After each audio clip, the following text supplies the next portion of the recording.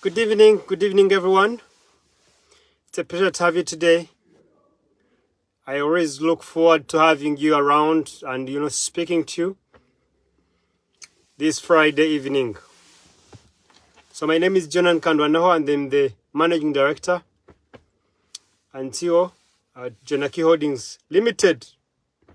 And at Jonaki Holdings Limited, we give credit. We offer credit, we give loans very fast and efficient way, and faster than the banks and any other players in that industry. So you need money, you need it quick, we get it to you in a very short time. So that's what we do. So it's a pleasure to have you.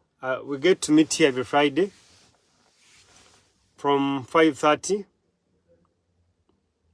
to 5:50 for 20 minutes. So we get to learn from one another. For iron sharpens iron. We get to sharpen one another, especially in the area of business. So I always look forward to having you. I look forward to interacting with you, and I always look forward every Friday of the week. You always check out these videos on my YouTube channel, Jonan Kandwanaho.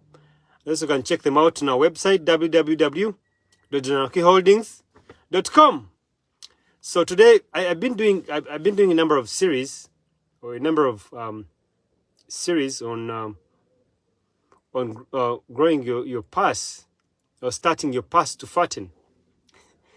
So you could be there and you're having lean pass, so your business has a lean pass. And I labored enough to explain in the previous videos what it means by a lean pass. So you may have to look it up and understand what it is that I'm talking about. On the lean pass, so briefly, if your pass is lean, that means it doesn't have money. If the pass has money, or if your wallet has money, pass is wallet. So if your wallet has money, it is bulky. It is not lean. So if the pass does not have money, then it is lean. It is slim. That means it doesn't have the money. So it's everyone's intention, at least my intention, that my pass fattens up, that my pass bulges. And not my pass alone, but also my business's pass. So my business's pass could be its account, its bank account. It could be your personal account as well. So the pass is just a representative of what it is that you keep your money in. So you could be having it on the account. It could be your business account, your personal account. It needs to fatten. So today's last part is on the last cure for the lean pass. So if your pass has been lean, if you've been broke, that means your pass has been lean. Now this is the last part. You might have to watch the other previous 6 parts. And you see, as I tell you, you may learn all these things, and if you don't implement them, it's a learning in vain. You'll have wasted your time and your data, as well as my time and data. So what you have to do? What you have to do is that all the things that we learn, you actually get to implement them. That's when you're going to benefit of them, as well as myself. So the last one is starting your income to multiplication. So the issue is not necessarily the earning, because almost everyone earns. The issue is not money coming through, because some of our businesses make money.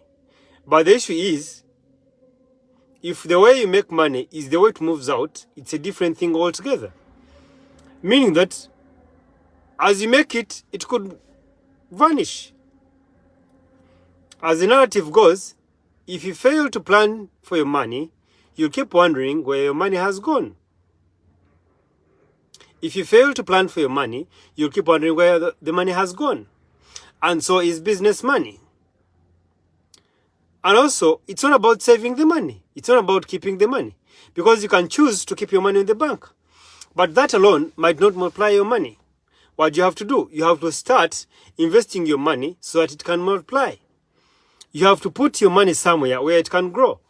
I've always emphasized, because where you keep your money could even be one of the stepping stones, one of the spring roads that can spring you up or lift you up to another level.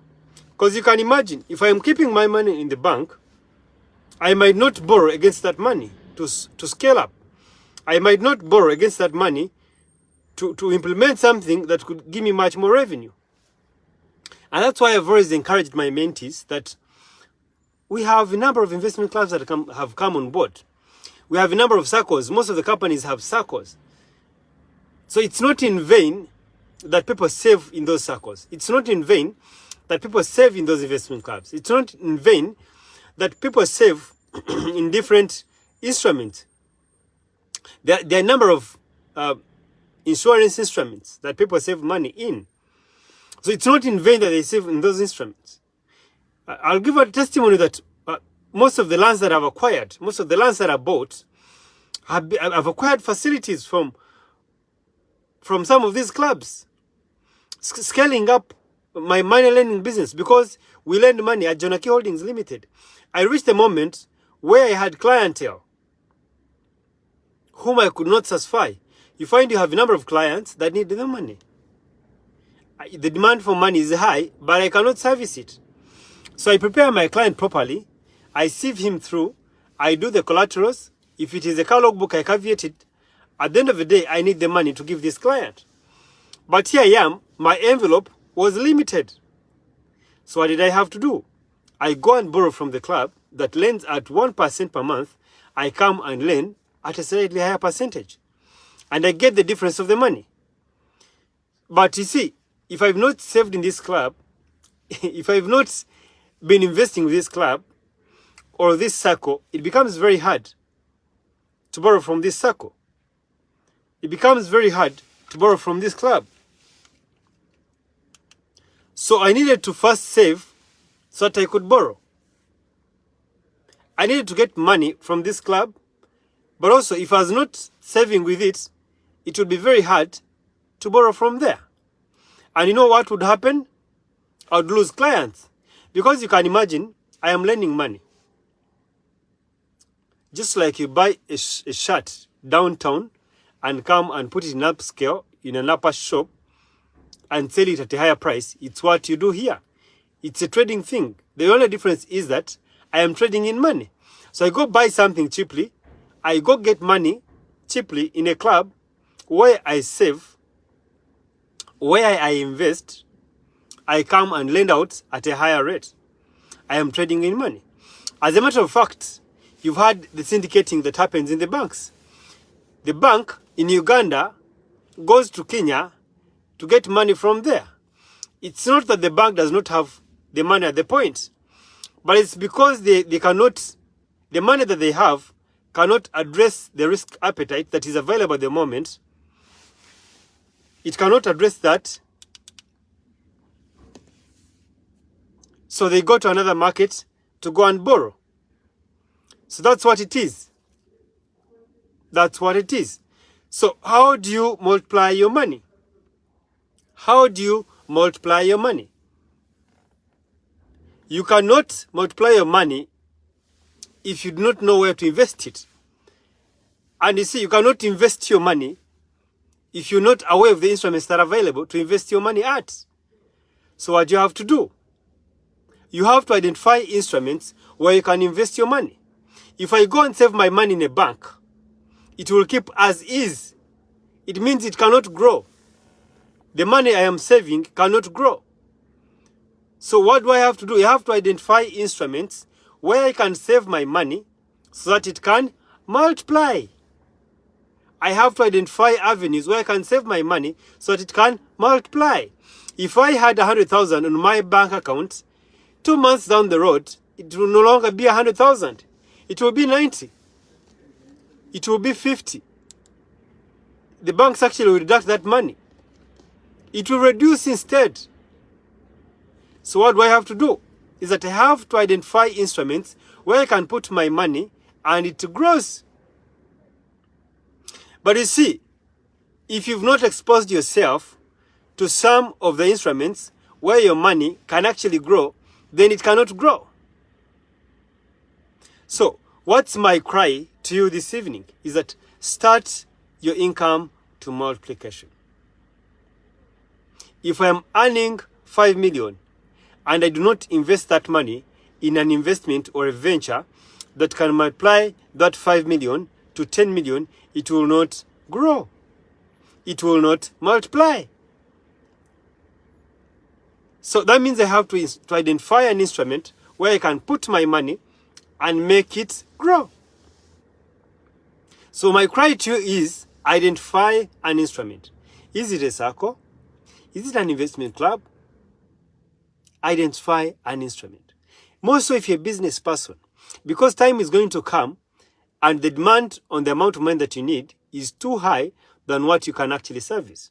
Time is going to come because if you see, if Microsoft is still looking for money to scale up, if Microsoft is still looking for money to enlarge its territories, what of you?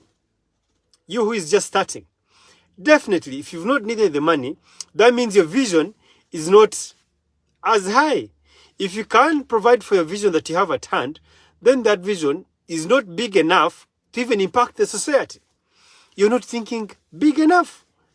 Until what you're thinking, until what you're dreaming requires much more resources than what you have at hand, then you might not be thinking as yet. Then you might not be dreaming as yet. You need to stretch yourself further and think beyond that point. Because it's at that point that you're going to start thinking where to get the additional resources to address the vision that you have at hand, to address the dream that you have at hand. And you see, as you grow, your dreams vary. Whereas I had a target of maybe reaching a cap of 100 million or reaching a loan portfolio of 200 million, time comes when that is a starting point for me to start thinking higher than that. But if I've not been exposed to another arena or to another company or to another bank or to another institution that is operating at 50 billion, I'll not dream at 50 billion. So you can imagine a person who has been working with a shop, a retail shop in the village, and he's been trading in matchboxes, trading in flowers and these small components. And all of a sudden, he's exposed to Carrefour, a big supermarket. It's only then that he's going to rethink the shop that he has at hand. It's only at that point that he is going to plan to scale up that shop to a supermarket, even if in the village where he's operating from. So you could be there and you're operating in a particular thing and you think you're on top of the roof. But it's just because you've not been exposed to an environment that can stretch your mind.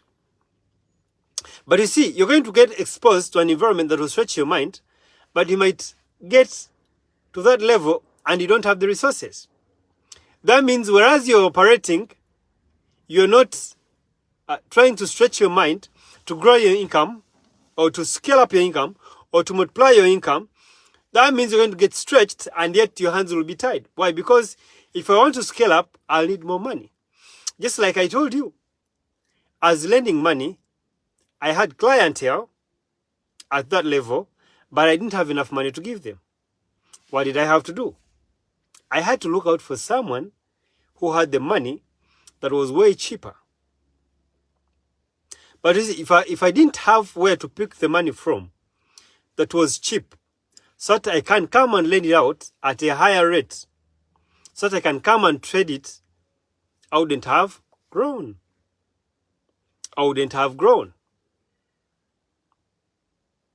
So if I was also not exposed to people who are operating with higher monies, it would have been very hard. It would have been very hard to also grow up or expose myself. But the moment I got exposed to environments that would stretch my mind, then I came to realize that, you know what? Here I am, I'm operating with 200 million. But there's also a likelihood of operating with 5 billion. So how can I grow from the 200 million to the 5 billion? But also I realized that whereas my colleague could afford to keep the money in lending alone, I realized, you know what? That guy is a risk taker. But for me, I'm probably, part of me is averse to risks. So I asked myself, how do I spread my risks? I said, you know what? Part of my portfolio, let me spread it to land. So I thought of buying land. But you see, the return on investment in the land might not be the same as in lending. But also, the risk that I stand when I invest in land is not commensurate to the risk that I stand when I'm lending the money. What do I have to do? I'll say the land is for a long time. So I'll invest a given portfolio of my money in land, but it has to be small. So a bigger portfolio, let me invest it in lending. Why? Because the return on investment is high. And then also two, is that in case something goes wrong, I can still fall back on the land, liquidate it, and come and reinvest in the lending that has higher return on investment. But meanwhile, the land is also appreciating. So what I'm against, if you're running a business, is do not confine yourself to that particular environment you're in. Do not keep your money on the bank alone. You need to start to think of an instrument where you can put your money and it starts growing. And that's one of the cure for your lean pass. Start your income to multiplication. Because if you don't do that, at the end of the day, you might end up spending all your income that you have at hand. So you need to start, even if it's business money. And that's one of the avenues you're going to use to actually grow your pass. That's the only way you're going to grow your pass. That's the only way you're going to start your pass to fattening. Or else you'll keep at that level. More so, you're going to expose yourself to bigger environments, but you'll be constrained because you don't have the resources to support the vision that you have at hand, to support the dream that you have at hand. So what you have to do is that with the resources that you have, start thinking of the ventures. What circles can you join? What investment clubs can you join? Mine could be lending money. And you know, as I told you, as picking money cheaply and lending it out. But yours could be scaling up your idea. Yours could be scaling up your business. Yours could be having another production line. Yours could be maybe increasing the stock of the clothes that you're trading in. Yours could be maybe increasing on the cars that you have in your fleet if you're in transport business. So it doesn't matter the industry that you're in. The point is, you can only be limited by your vision. And as long as your vision is high, you cannot service it with the resources that you have. What that means is that you'll need more resources. But you see, if you don't lay ground for more resources as of now, you'll struggle a lot to get more resources to refinance your business, to scale up your business. So you need to expose yourself or expose your money to different ventures. Could be circles, could be investment clubs, could be an insurance package, could be there are a number of equity instruments that you can put your money in, so as when the time comes and you want to scale up your vision, or when the time comes, you've piloted your product, you've tested it fully, and you want to scale it up, you have somewhere you can pick the money from to actually scale it up. And money that is actually affordable, money that is not as expensive. I'll give an example. If you want to invest for a long time, if you want to buy maybe land, and you come to Jonaki Holdings and you just want to buy land, and your cash flows are not as good, and you're not as invested, sometimes even if you have a collateral, it might be very hard for Jonaki Holdings to give you the money. Why? Because we need an assurance that, you know, whereas you're taking this money, you have enough cash flows to actually be able to pay back the loan. We need to ascertain that. But if you see, if you're serving somewhere, they already have your history. If you're already saving somewhere, if you're investing somewhere, they already have your history. So meaning that you have a silver platter to access more credit. You have a silver platter to access more money. So when the time comes and you want to scale up, you've piloted, you've done your thing, and you're very sure that it's feasible. Now you need to scale up. So that means you can easily access much more money to come and scale up your thing. But you see, if you're not exposed to that, if you're not invested in that, it becomes very hard to even that club or that circle to give you that money that you can actually afford. Why? Because they do not have much history about you. They do not know your discipline. Because you see, when we're assessing the creditworthiness of a client, you look at 3 C's. The character of a person. Do they have a cash flow? Do they have the capacity to pay back? You could have a collateral that is worth 500 million, but if you don't have the capacity, the cash flow, I will not give you the money. Jonaki Holdings will not give you the money. Why? Because foreclosing on your item is not a solution.